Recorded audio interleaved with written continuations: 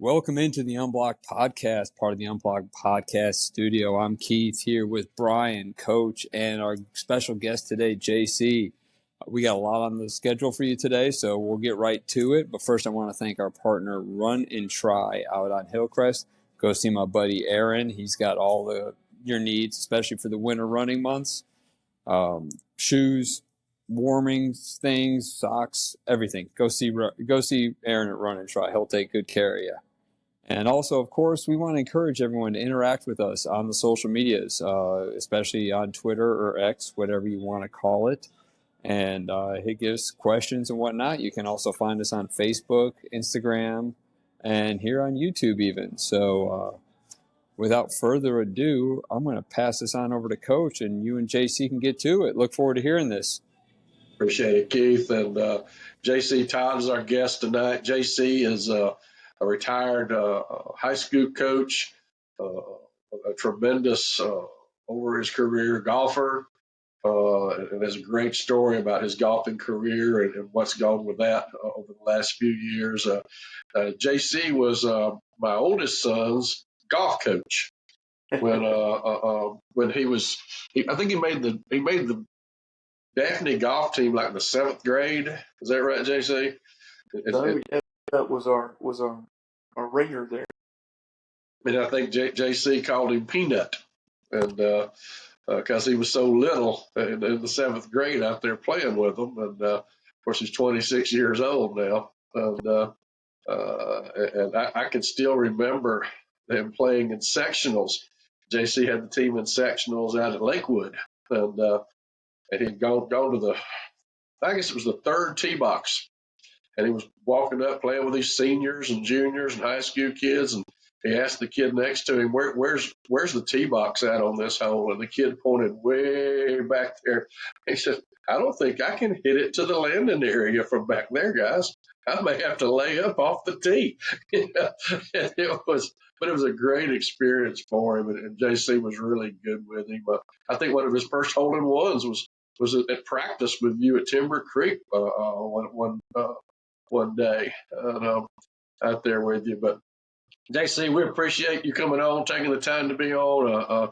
Tell us why did you start coaching? What got you into coaching, and a little bit about that background, and what started you down that path? Yeah, so coaching for me was, I think, really a calling, and it really dated back to my days at Foley High School. I moved to Foley when I was 15 years old. My aunt and uncle adopted me. I had been moved around. Just to give you an idea, I changed schools 13 times from kindergarten until 10th grade. And that's when my aunt and uncle adopted me. And I was a bit of what you'd probably call a troubled kid, but I was good at sports. And the coaches at Foley High School really tried to help me develop into a reasonable young man at that age. But they showed me all kinds of love and showed me, hopefully what it takes to be a good young man playing baseball and football. And then, so from Foley, where did you go to college? Well, interesting enough, I got a scholarship to play at LSU, and that's when Nick Saban first got there. I was what they call a gray shirt back then, so basically I was a deferred enrollee where they had an scholarship opening. So I enrolled December after I graduated from college, high school there, and just tore my ACL, and so started to rehab that. Less than 18 months later, I tore the same ACL again, a little bit after spring next year, and that pretty much ended my football playing career at that point. But very blessed to be able to go. It's one of those things, if I was more mature, I would have taken more advantage of what the school had to offer back. Unfortunately, I was not very mature. Buddies of mine living in Orlando. I thought, man, that's a great place to go. Well, I moved in Orlando and actually got a job at Ballard Learning Center, which is, if you're not familiar with Orlando, it's right past SeaWorld on International Drive down there. And unbeknownst to me, I started working with some of the best teaching professionals in the world for golf. And lived down there for 2 years. and then got a call that back home that Faulkner State was looking for some golfers to come try out. So I went and tried out, and this was now 2003, and I made the team. And my first year there, like I said, just kind of God being there. We won a national championship playing, junior college golf. So kind of a random thing there, and then ended up finishing my golf out at University of Mobile. And then as soon as I graduated from University of Mobile, I got a job teaching at Daphne High School, and started teaching and coaching there under Coach Vic. Right. And interestingly enough, he had coached me in the 1999 Alabama Mississippi All-Star. And back then, I know that's different now, but back then the entire staff coached the Alabama Mississippi All-Star team. So it was Coach Sav and Coach Vic, linebacker coach. And when I got a job at Daphne School, he was really excited to have me and kind of introduced me to coaching high school football, which I honestly had no idea how to do at that point, but was really blessed to get in with a lot of guys like a Ricky Chancery, a Wayne Davis, Lawrence Yielding, and all these guys that do a great job. Brian Kemp. They were all very good coaches, and learned from them. Yeah, I know we crossed paths numerous times when you were at Daphne. Like 3 or 4 of the guys that were on that staff were guys that worked for me at Robertsdale at one time, 10 years earlier, and had moved on to there. Brian Campbell, another one. Milton Sutton spent some time with me at Davidson also. And of course, y'all, we played each other in the state semifinals in 2010. The same day that the comeback, they called it, from when Auburn came from behind and beat Alabama in Tuscaloosa. And when we left, it was 35 degrees and sleeting down here. It was so stinking cold. Oh my gosh! And we came over there, and y'all waylaid us in the semis. And and for a number of years, I beat myself up about how bad we'd gotten beat. I mean, I knew y'all were better than us, and our quarterback had been in a boot all week long and not practiced. Terrence Timmons, who ran for 2,000 yards that year, had been in a boot all week and didn't practice. So I knew it was going to be tough anyhow. Then, of course, later on, it turns out y'all had like 6 guys on the team that played in the league. So I didn't feel so bad about it after as I got older and looked back on it. So y'all were really good For that. And it's kind of funny you said good football coach, but in fact, we just had good players. So it's kind of funny how that happened. Right. I think you remember this. You were one of the first that I ever saw run the power read. And you're running the power read really effectively. 2010 playoffs, and your running back had like 1,000 yards in 4 games. It was incredible. Right. So I mean, the team he had was phenomenal. They were great on offense. They had great defensive players. You know what I mean? That was a really fun game for us to get ready for. But you kept me up many a nights watching that variation of the power read that was on. It looked like it was unstoppable. You know what I mean? Every time the quarterback kept it, he hit it vertically, and off, it seemed like the running back went for 60 or 70 yards. Yeah, we stole a lot of stuff in that stretch from Oregon. Oregon was doing a lot of stuff with Jeremiah Masoli, and we basically, back when social media was just sort of getting started, and we stole it off of YouTube. I mean, you couldn't visit them, but you could watch it. Sit there and look at it and say, I think I know these guys. I think I know what these guys are doing right here, and sort of sort it out and figure it out on your own. And then, of course, when we played that night, my stepdaughter Rebecca was the head cheerleader for Daphne, and so we never thought that would happen. And we lived in Daphne. So my Susan, the cheerleading squad, people that put her a sweatshirt together that had Heart Divided on it, Daphne Trojans on one side, Davidson Warriors on the other, and she stood at one end of the field, and the officials let her lean against the goalpost down there, right behind, so she would not show any preference to one of us as far as who she was rooting for in the game. which was, like I said, if you, it was over pretty quick. And when we got to that, we brought a tent in with heaters in it because the locker room only hold about 35 people. It's 37 degrees and sleeting. So we got a big party tent, put heaters in it so we could have somewhere to go in pregame, somewhere to go at halftime. And one of the hardest things I've ever done in my life is to get that team to come back out for the second half, back out into that sleeping cold, down 33-7 or whatever we were at halftime. I really didn't want to go back out there myself, but some things you just got to suck it up and do. No, I get it. I get it. What a good team and a good run. And that previous year, you were in the semifinals as well, weren't you? Well, we went to the semis in 08, and then 09, we caught Prattville like in the third round, but we were the two best teams in it. They beat us 10-7 and won the state championship. And so we were the second best team in the South 5 times in my run there. And, it was always somebody who was just a little bit better. And that's usually the way it goes. Now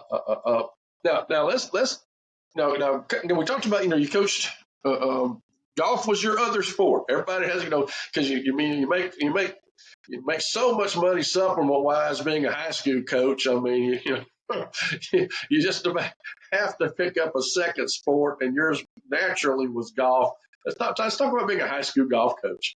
Well, the first year I almost ruined the kid because I came directly from college, playing college golf.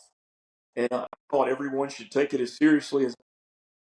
So that first group of Daphne kids, it was so funny. They were great kids, and they were older kids. But man, I did some wild stuff you would never do. If you had any common sense at all. We got home from one match, and I felt like the kids had given up. You know what I mean? And I made them run stadium. You know what I mean? And do just the wildest things. We're doing chipping and putting, and I'm having them do up downs. You know what I mean? Just stuff that makes no sense at all. And I was very lucky to have a good group of older kids that really wanted to be better, and they got way better. And we made it all the way to sub-state that year, which for us was really big. But I had to quickly learn that these kids are just having fun. Just try to do the best thing they can do to help them get better, but understand that they didn't take it as seriously as I did. Right. Well, now, and again, we'll transition to the next chapter. Anybody that doesn't know you, that's sitting here just watching this, wouldn't know what happened back a few years ago. So take us back to, I don't even remember what year it was. I remember the day I heard it happened. Yeah. And how your life changed and redirected a lot of things.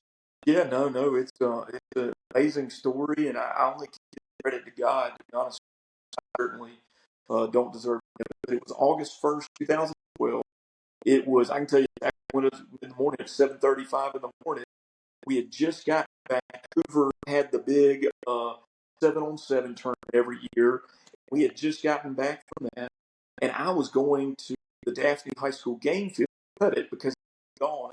I took care of the field and prided myself on that because being around golf is nice. But I got hit on the overpass there where I-10 and 181 is. And kind of a long story short is the way that it hit my truck flipped end over end, and I went through the sunroof. The truck rolled over on top of me. So when they life-flighted the hospital, I was unconscious for 31 days, and it was medically induced. And when I awoke, they told me that I was paraplegic. I was paralyzed from the chest down, and that was a pretty big shock to me. And my wife had done research while we were there at the hospital, and she found a place called Shepherd Center in Atlanta, and they only deal with spinal cord and brain. And they took me to there, and it was an amazing place. I mean, just absolutely first class in everything they did. And when I got there, they told me that I'd be a complete I'd never get anything from the chest down. And my amazing wife, who slept on floor next to my bed and the inpatient there.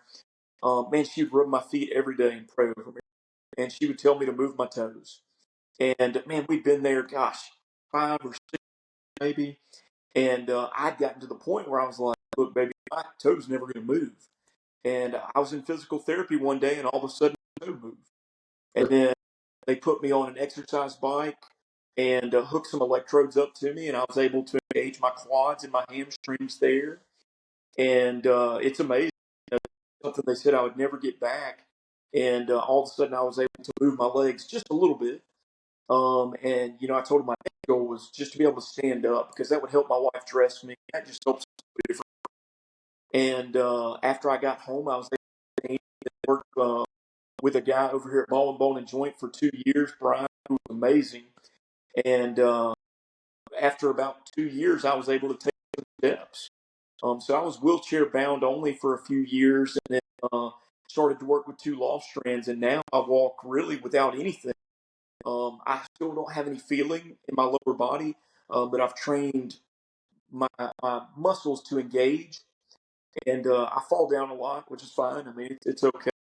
But it's truly been a miracle, And Fred, I tell you, the miracle part is not my body being changed, but I tell you, the real miracle is how I changed during that whole process. And I'm telling you, man, when you're laying in a bed and you've been a guy your whole life where mentally you felt like you could outwork, you could do anything it took to kind of get ahead, and your body doesn't move. That's a whole another spot to be able to sit into and kind of really give yourself up to God and understand that I'm not in charge of any of it.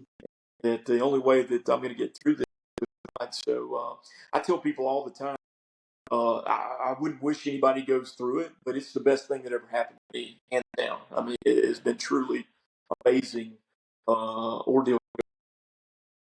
Well, tell and again, of course, I know a lot of the story, and that was the first time I know that Brian and Keath have heard it in our audience. A lot of people in our audience will have heard it. So now, just for a little shock value here, tell the guys what you when you play, let's say out at Quail Creek, what you normally shoot right now. Right now, Yeah. I'll usually shoot par, a little 2 or 3 over, 2 or 3 under. I mean, in the realm of being Right. really fortunate 2 years ago. I didn't want to play golf again after my accident, to be honest with you, because I'd played at such a high level. I didn't want to go out there. You know what I mean? It's different Sure. to try to get around. And my college golf coach came to me, Coach Leo Clean, and he said, "Look, let's go putt. Let's go putt." And it was amazing. Once I got back out there, I got the golf bug, and it was putting first, then chipping, and then trying to hit some different shots. Well, I worked my way up into hitting some good shots, and I wanted to go see how I would stack up against other disabled golfers. So in 2021, I went to Phoenix, Arizona, and played in the United States Disabled Open and won. And was really kind of surprised, that, but it was a huge blessing because in my college days, I've won a lot of golf tournaments and I won a lot of amateur tournaments around the Southeast. But my kids had never seen me play golf and never seen me win anything. So that was more exciting to me for them to see me get a trophy and kind of, be proud of that kind of moment. I got a picture. He's 6 years old and he's holding my trophy up, and you know what I mean. That was more than anything else. And again, for folks to keep in mind, you still have basically no feeling from the waist down, correct? Yeah, the And chest. from the chest down, and are basically a scratch golfer. Yes. I Yeah. mean, it's just amazing. And I love golf, and I love the people you meet with golf. And golf is harder than any sport I've ever played because there's only one person you can blame. Right. So many different facets of the game. You got to be able to get off the tee. You got to be able to hit irons. Your short game got to be good. You got to be able to putt.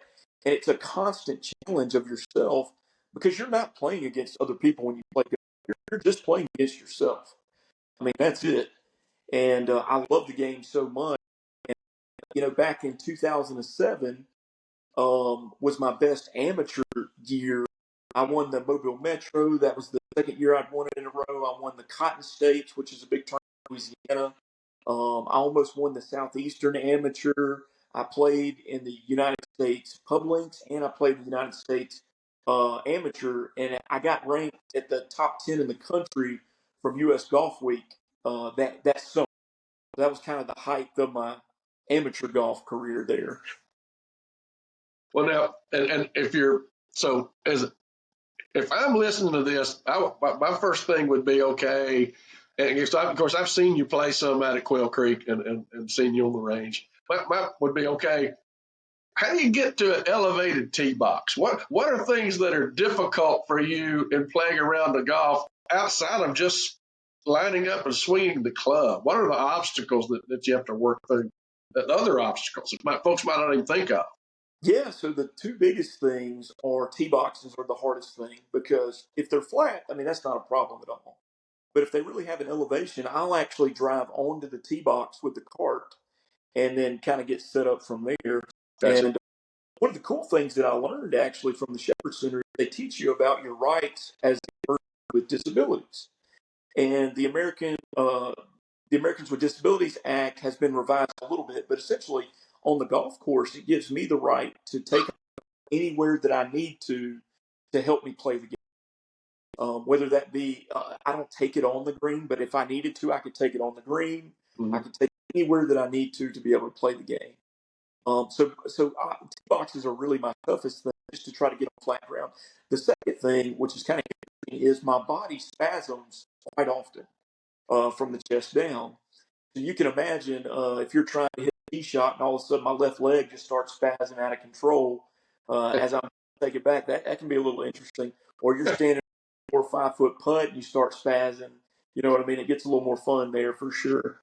That's great. But I know these guys have got some questions for you. Brian, what you got for JC? You said your high school coach was the one that convinced you to get back out golfing. Can you tell us a little bit about that? Expand upon that a little bit more. It Or was your my college coach? Yeah, Coach Leo Kling, man, he was an amazing guy. And not only did he take care of me, I mean, this kind of gives you a story of coaching. Man, there were so many people after my accident that were willing to help me with whatever it needed, with costs, with medical, with all these different things. And Coach Kling, just to kind of put him out there, took me to dinner all the time with my family. My first year at Faulkner State, his wife was diagnosed with ALS. And if you guys are familiar with that, man, it is just a tragic, tragic disease, and it debilitates you so fast. And his wife was already a small lady. She was, probably 100 pounds, and she was a little older. She was late 50s, early 60s, kind of at that time. And it hit her so hard. And when we finally got to nationals, he couldn't move her around anymore. So I would pick her up in the car and put her in a chair and do all these things. And if he ever needed me to come to his house, I would come and help in any way that I could. So the guy was just unbelievable. And after my accident, he took me to dinner and actually told me, the state of Alabama paid for this lift to be put in a truck for me that would pick me up off the ground and put me in the truck. But I had to buy the truck. And so that was kind of we were trying to figure out how to fundraise for that. And Coach Kling went to Terry Thompson and bought me a brand new truck. You know what I mean? So just an unbelievable guy there. But we were so close that he wanted me to get back into golf, not necessarily to play. He wanted me to start coaching golf again. And so he came to my house and said, look, you're never going to play the way you did before, and that's okay. You know what I mean? That's not a big deal.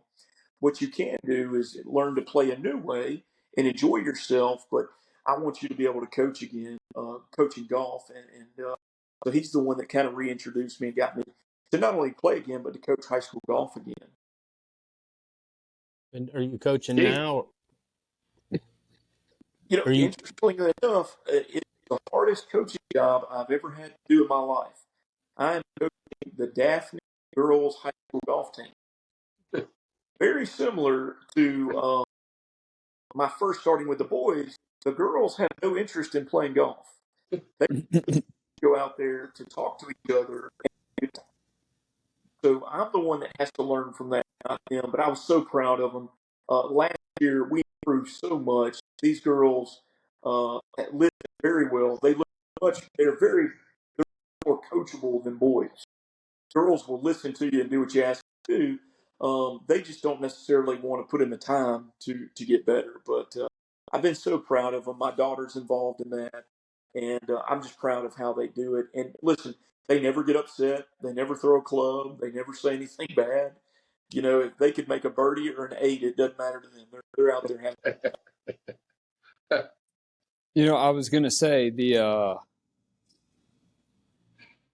story is just absolutely amazing, and I think every golfer has been there with a weird leg shake on a major putt before or a major shot.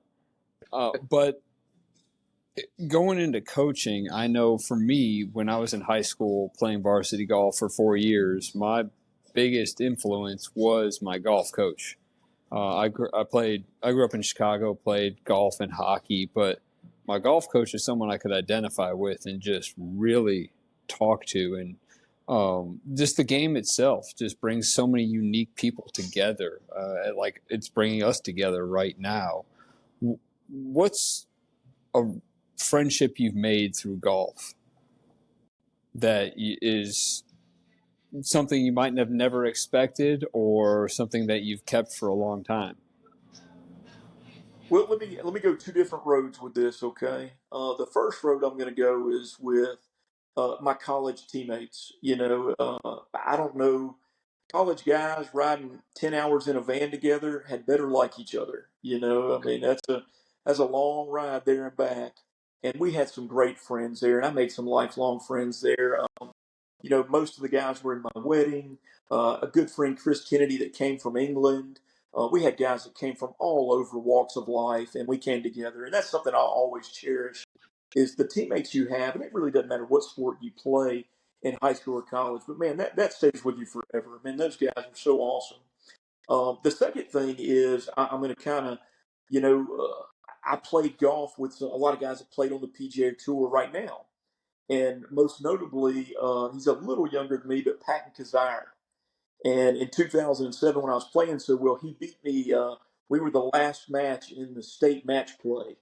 And I blame him because if I beat him, I'd be a PGA Tour star for sure. If I beat him in the 2007 state match play, my life would be on tour and he'd be back here coaching some high school golf team. No, that's great. Like I said, just golf brings so many unique people together. And I remember those van rides. I didn't play college golf, but I played high school golf, and state, it'd be a couple hours in some old Ford Eco line going through God knows where, Illinois, and God bless. No. Golf is an interesting sport because it's not only from all kinds of backgrounds, but all kinds of athletic abilities. You're very limited. When you play football, you are a superior athlete. I mean, you're special. I'm not saying golfers are athletes, but it brings so many different from different walks of life. You can be, some of the best guys on the PGA Tour are 5'10", 165. You don't have to be a certain size. You don't have to fit a certain mold to play extremely good golf. And I'm telling you, the guys that golf, you know who someone is by how they play golf and how they. Does that make sense? I mean, golf is one of the few sports to where you call rules infractions on yourself. And it just brings out a different type of person. And if you can trust a guy on the golf course, trust him pretty much, which is completely opposite from football because I kids literally how to cheat, Right. which is a whole nother aspect of it. And not to injure anyone, but you know what I mean? To listen, if there's not a flag on the ground, it ain't foul. So it's a completely different mindset sport, and golf is so amazing. A guy that's 70 years old can be just as good as a guy that's 19 years old. I mean, it's just an amazing game that brings so many different people together. And, one I've loved in my life to do, and it's really helped me with my therapy, to be honest with you guys. After I started walking again, I started training my body to be able to see, hey, just how far can we take this? And I don't hit the ball far now. My club head speed with the driver on a good day is 83 miles an hour. That means I'm flying the ball about 192 yards, 190 yards, and it'll end up on a hard day. It'll go 230, if I'm lucky. But it's not when I was in college when my club head speed was 117 miles an hour, and I was carrying the driver 276 yards, almost 280 yards. It's just having to play a different way, and it doesn't diminish the game at all. It's just fun now as it was when I was, a good amateur. I have just as much. Yeah, there's nothing as fun and at the same time as humbling as playing golf with a 90-year-old war veteran who you're enjoying watching play and enjoying watching the game, and then he beats you on a hole. Put me down for a 5, Fred. Yes, sir. What'd you get, buddy? I got a 6, sir. Yes, sir. All right, just checking. Yes, sir. Out there trying to shoot his age at 90 years old. Oh, it's just, you play with some young guys that hit it so well and coordinate necessarily as well. And you play with some old guys at Quail Creek who've been playing out there for 30 years that don't hit it head high, and they'll shoot 72, 73 all day long. You know what I mean? It's just amazing. It is that. Guys, y'all got anything else before we transition? JC, I'm good. JC, why don't you stick around? We'll talk some college football. Think about your top 6, JC. We'll give you a top 6 segment here. Your top 6 ranked teams. Well, and then on that note, we'll just keep moving on here. We'll get into some great college football this past weekend. Well, mostly great. A lot of stuff went as expected, a couple upsets, and we'll definitely get into all that. But Brian, why don't you kick it off with the ACC and the Big 12 or Pac-12? The Pac-12 has one game left Friday night. Oregon is -9.5 against Washington. It's hard to believe Washington beat Oregon during the year and is now underdogs by almost 10 points. But Oregon took care of Oregon State. I thought that game would be closer, but it wasn't. Colorado was defeated by Utah, ending Coach Prime. I know you put your sunglasses away, Coach, but saw his son. I've been talking about his son's beatings all year. His son had a broken back already today. So, he has been beaten up. Hopefully, Coach Prime goes into the transfer portal for some offensive linemen. Arizona waxed Arizona State. Jed Fish having a great year, as we've covered a few times before. Washington survives, beating Washington State by 3 and head into Friday's game. After that, we will have the Pac-2, or the 2-Pac, as some people are calling it on Twitter. Notre Dame blasted Stanford, and Cal defeated UCLA.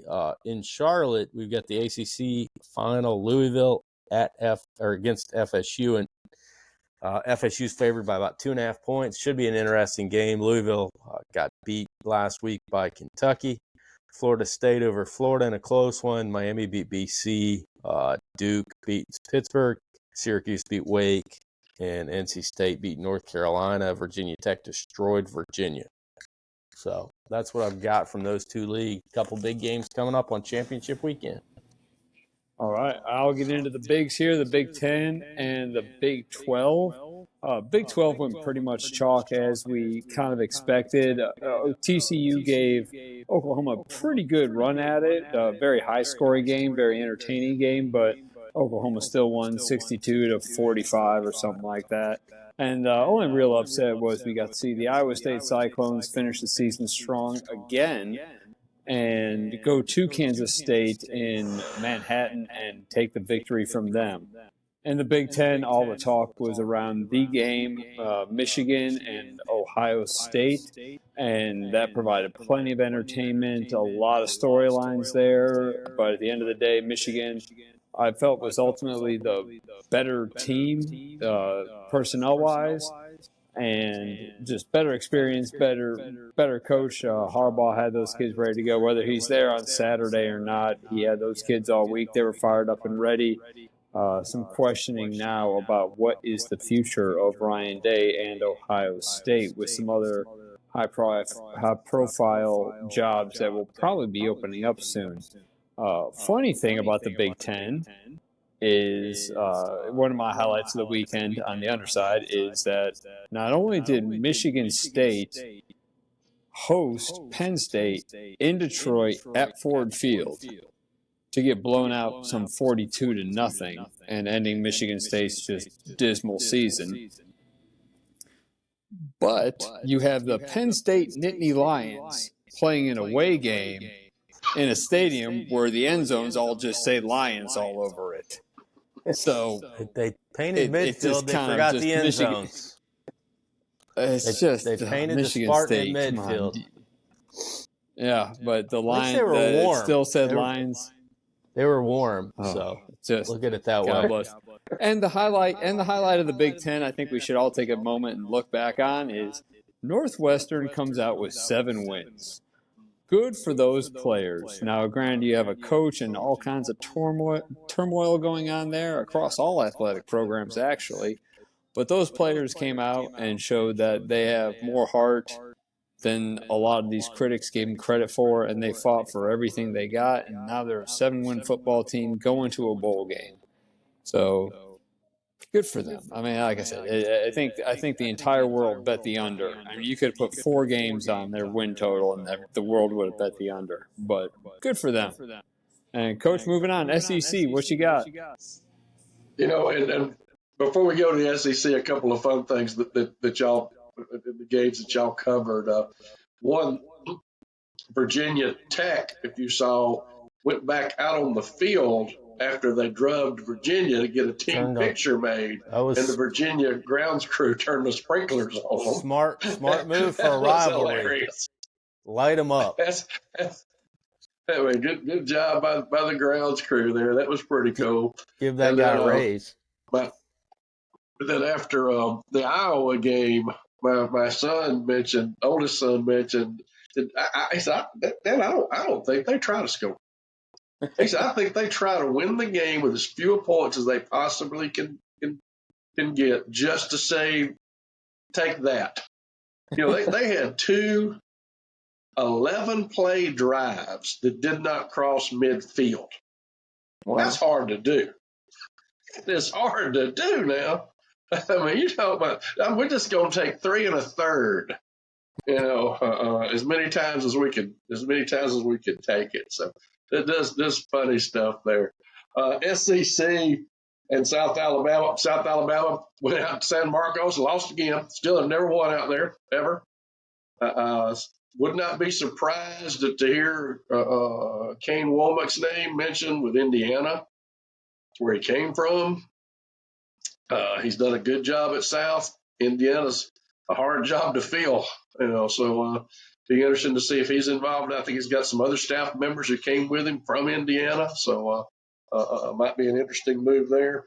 SEC, otherwise, everybody won that was supposed to win, except Kentucky upsetting Louisville, which you sort of thought it's going to be a really good game just because of the style of play that was involved, and sure enough, they did. I think 5th year in a row, Kentucky's beaten Louisville. But across the board, everybody won that was supposed to win. Had a little brawl in the Tennessee Vanderbilt game. Had obviously the another crazy ending in Jordan-Hare. This time it didn't go for Auburn, and then Texas A&M hired their new coach today, Mike Elko. Mississippi State hired Jeff Levy, and has there been another hiring? I don't think so as of yet. Those two were hired in the last couple of days. Obviously, a lot of folks thought Stoops was going to leave Kentucky and to go to A&M, and they ended up staying in the Bluegrass. So Alabama and Georgia. What's the line on that one, Brian? I know you know. I think it's 4.5 or 5, maybe. Wasn't really? As big as I thought it'd be. I thought it'd be a touchdown or so, but it was smaller than that. It was, I think, 4.5 or 5. Should be a good game though. If Milroe can continue to play Houdini. Keep Kirby those going. Smart today said no offense to Tim Tebow, but Tim, he's bigger, stronger, and faster than you. So Definitely faster. I'd go with definitely faster. So anyhow, All right. Well, do you want to get to the go top ahead, Brian. six? I'll just Let's get to go top sixes. my top six first, and JC will let you go last since we can give you any heads up on this.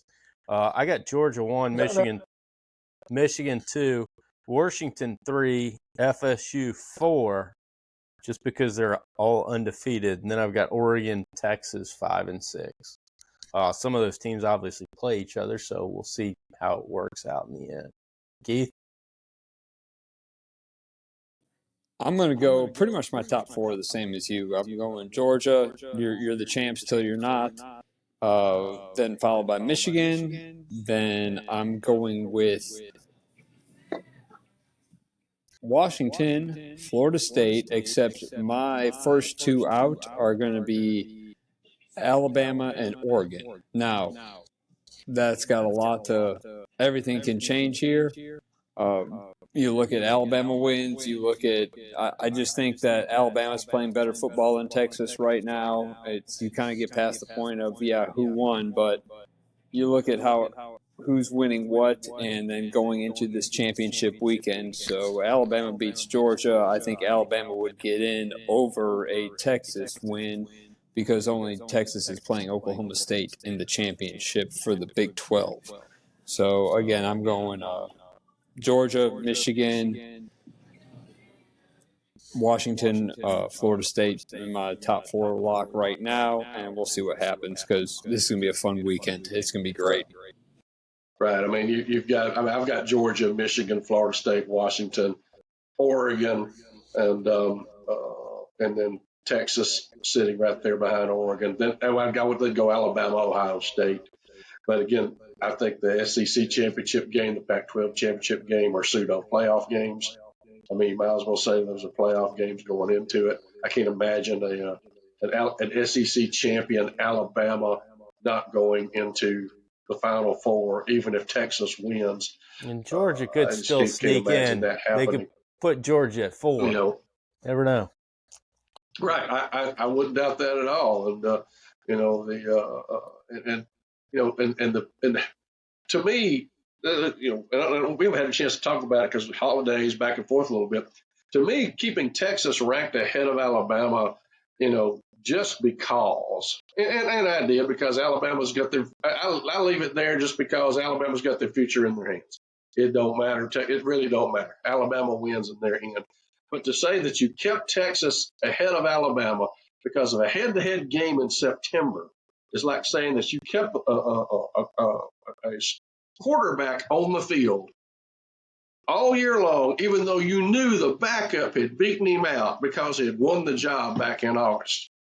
And the next kid's better than him. You know he's better than him, but you keep him on the bench because, you had your chance back in September. What am I out here playing for, practicing for the rest of the year for? If I can't beat this guy out. And the body of work says Alabama's beaten Texas out since then, in my opinion. So, all right, Coach Todd. Well, I'm going to go a little differently. I'm going to go with what I think they should be ranked, not what they're going to be ranked by the committee, but I think that Georgia is absolutely going to be 1, and I'm definitely good on Michigan being 2. Now, once we get past that, it gets a little interesting because I don't believe that neither Washington or Florida State should be near the top 4. Florida State, I think, is going to get exposed. They've had some close games. They beat LSU barely. Not barely, but they beat LSU early in the year when we thought LSU was maybe a little bit better than what they are. They barely beat Clemson. They've had a couple of different things going on. And I'm not big on Washington either. I think Oregon's going to take it to them. So I'm going to put an Oregon team at 4 and then go ahead and put a Washington team at 3, even though I think that they're better. And then I'm going to put Texas at 5 and Alabama at 6 there. And just because I don't believe that Texas is better than Alabama, but they beat them head to head. It is what it is. It's a tough deal out there. Alabama has shown that it can be, in my opinion, the best team in the country, or it could lose to a USF. It's just wild how how they've been up and down, but they're definitely a scary team. I certainly wouldn't want to play them with Jalen Milroe. And what a better story this year because I will, have no problem saying I'm an Alabama fan. And that poor kid threw some of the worst interceptions I've ever seen. Games 1 through 3, he threw into a cloud situation one time, terrible. I mean, he made some really poor decisions. And to see him develop and get confidence and run, and man, he's really throwing the ball accurately now, not only downfield, but in the intermediate stuff. So, been really impressed with his development. And I'm really happy for him as a kid because he is just a kid, out there playing. And I'm happy to see him, get some rewards because I'm telling you, early on, there were some people that would have packed this stuff for him to try to get him out of there. And I know that's not right. And I know it's, that's a tough situation for a young man to be in, but I'm glad that he's found success. Exactly. And if it came down to everything else aside, who would you not want to play? I mean, if you're I would, if the 4 teams I wouldn't want to play are Georgia, Michigan, Oregon, and Alabama. I wouldn't want to play any of those 4. Those 4. I mean, and it may work out that those 4 are in the playoff. Yeah. I mean, if Alabama were by chance to beat Georgia, you said what Oregon's almost a 10-point favorite over Michigan. I mean, over Washington. Yeah. I mean, it could wiggle to those 4 before it's all said and done. And it's going to be interesting weekend. This is the last year where we have only 4. So, but of course, next year we'll be already in who's the 13th best and 14th best and 15th best. But I think it gives more teams a chance. Yeah, this year, in years past, you could really argue there only needed to be 4, because there have been some dominant teams that have played in the last few years. This year, you really don't get that sense. I really feel like Georgia and Michigan have separated themselves. But outside of that, I feel like there's quite a few teams that could give anybody a run, if they got in there. And I believe any of the 4 that make it this year are probably going to be able to at least, give them a scare. Georgia last year just they looked good. They looked really good. And I thought Ohio State last year was good, but this year I just don't see that team in it yet for some reason. Keath, it's all definitely up in the air. So, but we'll keep moving on here. JC, we got Monday Night Football, the Bears and Vikings. My Bears, let's go.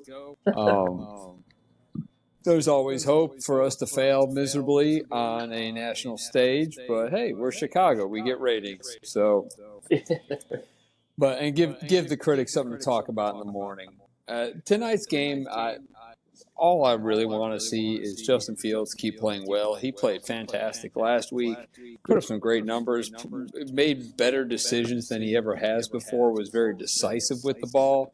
And I just want to see that continue and let him be the quarterback we all kind of hoped he would be, and then force this team to make a very tough decision because odds are we're probably going to have Carolina's top 2 or 3 pick, if not the number 1 pick right now, and then we also might be in the running for a top 5 pick. But any other NFL games over the weekend? Sunday night. Look, we had Chiefs and Eagles, and that was just everything we could hope to be. Right, guys? That was amazing. Yeah, I love the Eagles captain when they won the toss and the Chiefs said we'll take the ball, and he looked at him and said it ain't gonna matter. You gotta love that. It ain't gonna matter. That's much better than when Hasselbeck said, "We'll get the ball and we're going to score." So, one thing that surprised me yesterday was the Steelers. They fire Matt Canada and come up with 421 yards, snapping a 58-game streak of not having over 400 yards on offense, which in today's NFL, pretty impressive. So to go that long and to win as many games as they won in that time. But that's all I got from the NFL. So, JC, you want to say anything about your Saints? Yeah, my poor Saints, man, they just find a way to let me down all the time. And it's really disappointing because their defense has played really well. And yesterday probably wasn't their greatest, but I really hope that Carr would really be a spark, and I just haven't seen it from him yet. And I know the receiving core is kind of in flux, but Alvin Kamara really hasn't been able to exploit the edges of defenses. I feel like we got some good young receivers, but we're not attacking the middle of the field. I feel like David Carr, I would like to see him be a better leader instead of showing some disgust when maybe a young player doesn't make a play because he certainly made mistakes. But I think it's kind of a wasted year because I think that defense could carry you a little ways in the playoffs. I just think we have the offense to possibly even make. Do you I think had a a hot change? take with. Go ahead, Keith. I was gonna say I had a hot take with my friends watching that game yesterday that Jameis Winston can be a bigger firecracker for that team, but Derek Carr, just at the end of the day, he's got a little more talent. But if Derek Carr had a little Jameis Winston in him to get that team fired up and going like Jameis can, that could have been a whole nother team this season. Yeah, Do you think there's any coaching we talk. change, JC, in New Orleans? I don't wish any coach to be fired. Obviously, you know what I mean, because a famous saying with coaches: either you're going to get fired or you've been fired. You're But about to be fired. yeah, it's one of those deals. I think after the Sean Payton years, we'd gotten so used to seeing an offense that was always going to be able to keep us in it, no matter what. And I would just like to see that again, somehow. And I don't know if it's going to be a offensive coordinator change, coaching change, or something. Because man, I really feel like the Saints play hard on defense, and I feel like they play hard. We just seem to find ways uh, to not take advantage of some of the situations we're put in. You have that pick yesterday, and I really thought the defense played pretty solid, to be honest with you. And but I was a little disappointed that Atlanta ran the ball really well, and they brought in Cordell Patterson. I don't know if you guys remember him. He was a Tennessee wide receiver, but man, he ran the ball hard, and I've always liked him. I've always thought he was a tough guy. And I just want to see us stop the run a little bit. Got to be explosive on offense. Cordell Coach, Patterson played a couple great seasons for the Chicago Bears. He always ran that ball, like you said, just head down, hard runner, smart runner, knows his limits and knows when to take advantage of a situation. So he was always fun to watch. We put him at kick returns for the Bears, and he didn't care where it was. He said, I'm running this ball out, and I'm getting to the 30-yard line whether you think I can or not. And he did 90% of the time. It was amazing to watch. No matter how deep in that end zone it was, he could still get that ball to the 30-yard line. So between that and watching him run the ball in Chicago and what he's doing in New Orleans, or I'm sorry, in Atlanta now, is no surprise. Yeah, and his been kind of interesting because he's drafted as a wide receiver, and he was a take the top off the defense wide receiver at Tennessee. And for whatever reason, that didn't translate to the NFL. But for him to be able to move to a running back position and be successful as he has, and the longevity's has been amazing. Coach, do you think we see any more Aaron Rodgers this year on your Jets? I hope so, because I tell you what, it's like the old middle school cheer when I was a player back in the day. UGLY, you ain't got no alibi, you ugly. And I mean, it's some ugly offense. I mean, it is just terrible. Oh my goodness! So I hope They so. need Connie out there to get them motivated. I tell you what, and Connie, Connie must have, like, in her office. Connie's the first female scout, JC, in National Football League history, very involved with the New York Jets. I mean, and we had her on the show, and we follow her on Twitter now. And Connie ties up my Twitter feed on Sunday all day long. I mean, she must have multiple TVs in her home office watching games, because it is. I get nothing but Connie. It's unbelievable. One thing I got today was free agency has begun in college football. The transfer portal. I kept seeing transfer portal, transfer portal, transfer portal. So that's going to be a mess again. So. Jaquan Scott who played for me at Davidson announced he was going in the portal today from Southern Mississippi, big offensive line, and then announced an hour later they'd been offered by Auburn. So that didn't take long. I think there was something that came out today too, is that they shortened the portal window, I think almost by 15 days. And their logic behind that was most of these kids, and Coach, perfect example right there, is these kids know about where they're going to end up before they enter the portal. They've already had some whispers coming through, so it's no surprise. But it also, another benefit of this is it's going to help these coaches too get through the bowl games first before they're worried about losing players and people entering the portal and whatnot. So, but yeah, these kids kind of entering the portal, and it's like, oh, I'm going to go here now. It's no surprise. That's all I got, Keith. If you want to wrap us up. Yeah, let's wrap us up. We got about 15 minutes or so till the Monday night game kicks off, so put your feet up. And again, while you're watching that, interact with us. Ask us questions. Ask me all the Bears questions you want, and I can tell you with no BS about my opinion there. Hit us up on the socials, Unblocked Podcast, and Instagram, Facebook, Twitter, especially. Interact. That's the best part of it all. And if you got a company or event you want to be part of this as well, like my buddy Aaron at Run and Try on Hillcrest for all your running needs, you can shoot us an email at unblockedpod@gmail.com. So, JC, can't thank you enough for joining us. It's a fantastic story, and one day I look forward to getting out to Quail Creek with you and Coach, and we can tee it up together. Yeah, absolutely, guys. I appreciate y'all letting me tell my story, and like I said, I appreciate what you guys do. This is obviously a different avenue to reach multiple people here, and I appreciate it. You let me tell my story, guys. And like I said, without God, I'm nowhere. So I truly believe that, gentlemen. Appreciate you, JC.